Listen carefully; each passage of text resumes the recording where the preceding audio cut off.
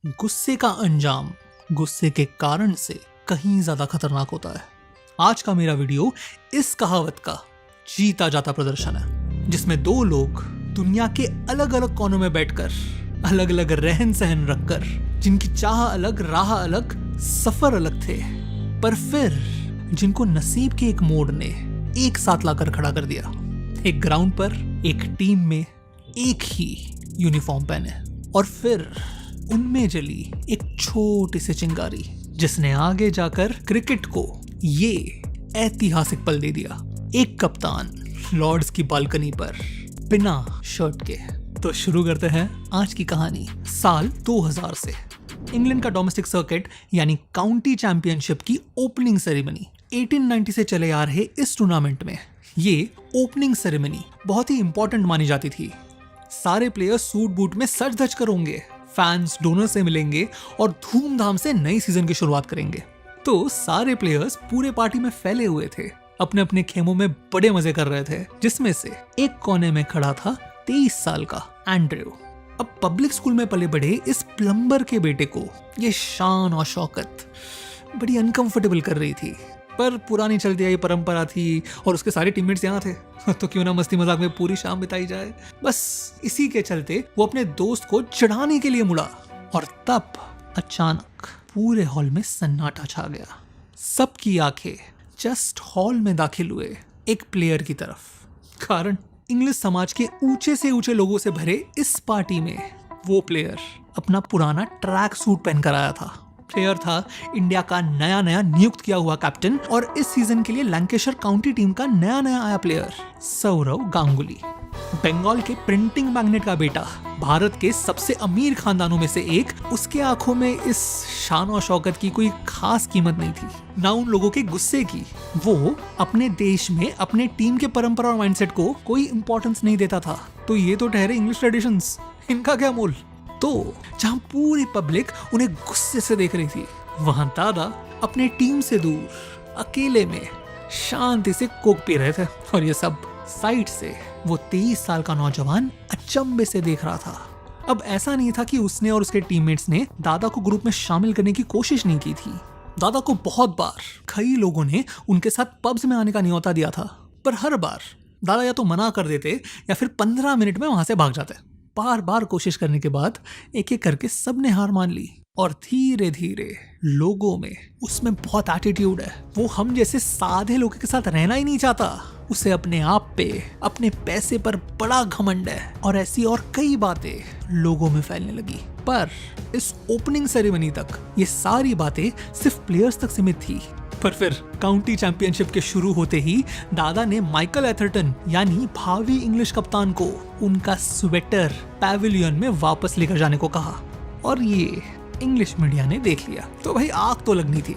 सारे फैंस, दर्शक, यहाँ तक कि उनके टीममेट्स झट से उनके खिलाफ हो गए, और इस सब के रिस्पॉन्स में उस आग को शांत करने के बजाय कुछ मैचेस बाद आउट होने पर, सामने वाली टीम का उनका मजाक उड़ाए जाने पर पैविलियन की तरफ जा रहे दादा झट से मुड़े और बोले, मैं अपने रन्स यहाँ वेस्ट नहीं करने वाला, उन्हें वहां मारूंगा जहां वो मैटर करे।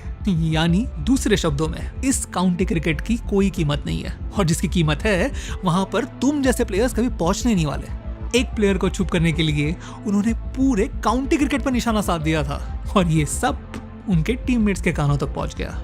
ऐसे टीममेट्स जो उन गलियों में वही काउंटी क्रिकेट देखते हुए बड़े हुए थे, जिसमें से एक उसी लैंकेशायर में जन्मा और पला बड़ा एंड्रयू भी था।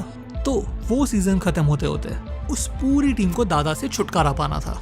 यहाँ तक कि एक बार एक टेलीवाइज मैच में दादा की हाफ सेंचुरी कंप्लीट करने पर उनका एक भी टीममेट उन्हें अपलॉड करने नहीं आया। हर कोई वो सीजन खत्म होने की राह देख रहा था, और इस सब के रिस्पॉन्स में दादा का कहना था, ओके। अब पहली बात, दादा ने ये खुद कहा है, पिच पर जो आप मेरा अग्रेसिव रूप देखते हैं वो सिर्फ इसलिए क्योंकि हमें जीतने के लिए उस अग्रेसिवनेस की जरूरत है, पर पिच के बाहर मैं बहुत ही शांत रहता हूँ। मुझे अकेला रहना पसंद है, अपने आप में रहना पसंद है, खास करके उन लोगों के सामने जिन्हें मैं पसंद नहीं करता। वो टीममेट्स रात भर पब्स में दंगा किया करते थे, पर मैं वहां अपनी बीवी के साथ गया था। पराया देश, अकेली लड़की, कोई पहचान का नहीं, उसे ऐसे कैसे अकेला छोड़ दूं। इसलिए उनके साथ रात भर मजे करने के बजाय मैं अपने घर पर रहना पसंद करता था। हाँ, अगर इससे मेरी इमेज बिगड़ती हो तो जब डेब्यू करने के बाद मुझ पर एटीट्यूड प्रॉब्लम्स का ठप्पा लगाकर मुझे टीम से निकाल दिया था, मुझे तब भी कोई फर्क नहीं पड़ा था। तो इन सब की बेतुकी बातों से मुझे क्या फर्क पड़ना है। दादा वहां सिर्फ और सिर्फ उनकी बैटिंग सुधारने गए थे। जब तक उन्हें वो करने मिले, तू अपने पब में खुश, मैं अपने घर पे खुश। और ये कहानी सच में यहीं पर खत्म हो जाती अगर वो डिनर ना होता। साल 2000 आईसीसी नॉकआउट कप, कीनिया। दादा ने यहाँ उस इंग्लिश विकेट कीपर को गुस्से में कहे हुए शब्द सच कर दिखाए थे और टूर्नामेंट के टॉप स्कोरर बन के इंडिया को फाइनल्स तक पहुंचाया था। पर ये उतनी अचरज की बात नहीं जितनी ये कि यहाँ आकर फाइनली उन्होंने अपने पुराने इंग्लिश टीममेट्स के साथ समय बिताना शुरू किया था, या यूं कहे स्पेसिफिकली एक बंदे के साथ, एंड्रयू फ्लिंटॉफ। दादा और फ्लिंटॉफ दोनों को करी का बेहद शौक था, इसलिए जब भी टाइम मिलता दोनों उठकर पास के करी रेस्टोरेंट में जाके बैठ जाते। पूरे सीरीज यही शेड्यूल फॉलो हुआ। पर फिर आया वो दिन। उस दिन उनके पास के टेबल पे आके बैठे भारत के स्पिन लेजेंड वेंकट राघवन। अब फ्लिंटॉफ को उस समय ये पता नहीं था, पर वेंकट राघवन हाल ही में नेशनल क्रिकेट एकेडमी के स्पिन कोच घोषित हुए थे, जो जल्द ही अपने पहले बैच की ट्रेनिंग शुरू करने वाले थे। इसलिए दादा उठे और उनसे जाकर 2 मिनट बात करने लगे। बात ज्यादा देर तक नहीं चली, हार्डली 10 मिनट। पर जब तक दादा वापस लौटे, फ्लिंटॉफ आग बबूला हो चुके थे। फ्लिंटॉफ की आंखों में वो चंद मिनट उनकी जिंदगी की सबसे बड़ी बेइज्जती थी। कोई और होता तो शायद ये ना होता, पर दादा का उन प्लेयर्स के बीच में इमेज पहले ही तो इस छोटी सी बात को कोई दूसरा ही रंग चढ़ गया। आगे जाकर फ्लिंटॉफ ने उनके ऑटोबायोग्राफी में लिखा कि मैं सिर्फ वहां बैठा रहा, अकेला, किसी बिना काम के स्पेयर पार्ट की तरह, और बस एक सीधा साधा चैट दादा के रेपुटेशन के साथ मिलकर एक तौहीन बन गया। एक ऐसी तौहीन जिसका बदला लेने की चाह फ्लिंटॉफ के दिल में पनपने लगी, जिसका मौका उन्हें मिला ठीक 1 साल बाद, 2001 इंग्लैंड का इंडिया टूर। ऑन पेपर ये बस एक और नॉर्मल सा टूर था, पर शुरू होने पर उसको एक नया रूप ही मिल गया, कारण एंड्रयू फ्लिंटॉफ। जहां बाकी प्लेयर्स एक गेम खेल रहे थे, वहां फ्लिंटॉफ जंग लड़ रहे थे। अग्रेसिवली स्लेच करते, इंसल्ट करते, बस झगड़ने का बहाना ढूंढते। इस नोकझोंक ने दोनों टीम्स का माहौल बिगाड़ के रख दिया। पर इंग्लैंड के लिए प्रॉब्लम यह था कि फ्लिंटॉफ जितना अग्रेसिव होता, वो और उनकी पूरी टीम उतनी ही बुरी तरह से परफॉर्म करती। टेस्ट सीरीज के खत्म होते होते हालत ये हो गई थी कि फ्लिंटॉफ के टीम पे जगह पे सवाल उठ रहे थे। बात इतनी बढ़ गई थी कि उस प्रेशर के कारण एक बार फ्लिंटॉफ ड्रेसिंग रूम में मुंह छुपाकर रोते हुए पाए गए।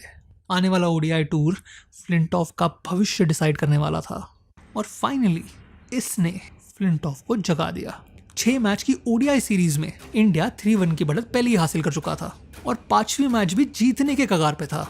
और तब फ्लिंटॉफ आए और 39 बॉल्स में हाफ सेंचुरी मार के स्कोर को 270 तक पहुंचा दिया। एक ऐसा स्कोर जहां इंडिया आसानी से पहुंचता दिख रहा था। गांगुली 74 पर, टारगेट सिर्फ 61 रन दूर, 10 ओवर बाकी और 7 विकेट हाथ में। मैच और सीरीज दोनों गांगुली की बदौलत यहीं पे खत्म होती दिख रही थी, और फिर दादा आउट हो गए।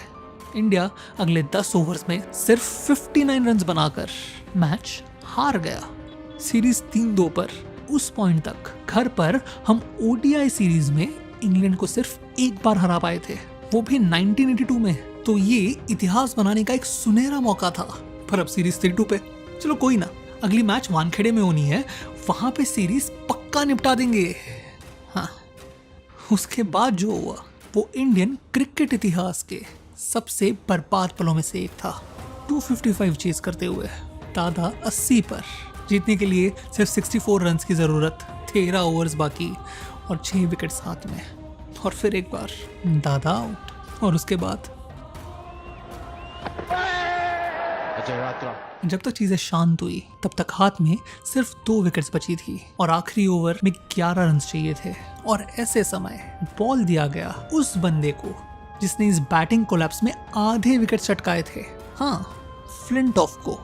फ्लिंटॉफ के पास उस आदमी को, उसकी टीम को उसके घर पे हराने का मौका था।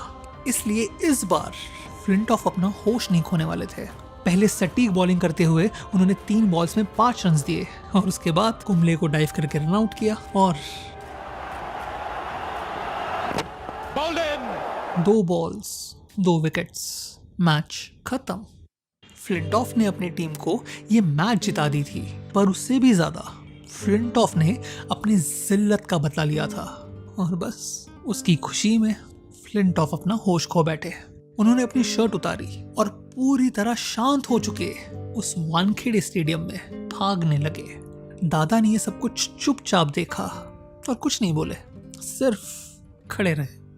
पर इसके बाद के प्रेजेंटेशन सेरेमनी में जो चीज फ्लिंटॉफ ने 1 महीने पहले अपने ड्रेसिंग रूम में अकेले में की थी, वो दादा ने पूरी दुनिया के सामने कर दी।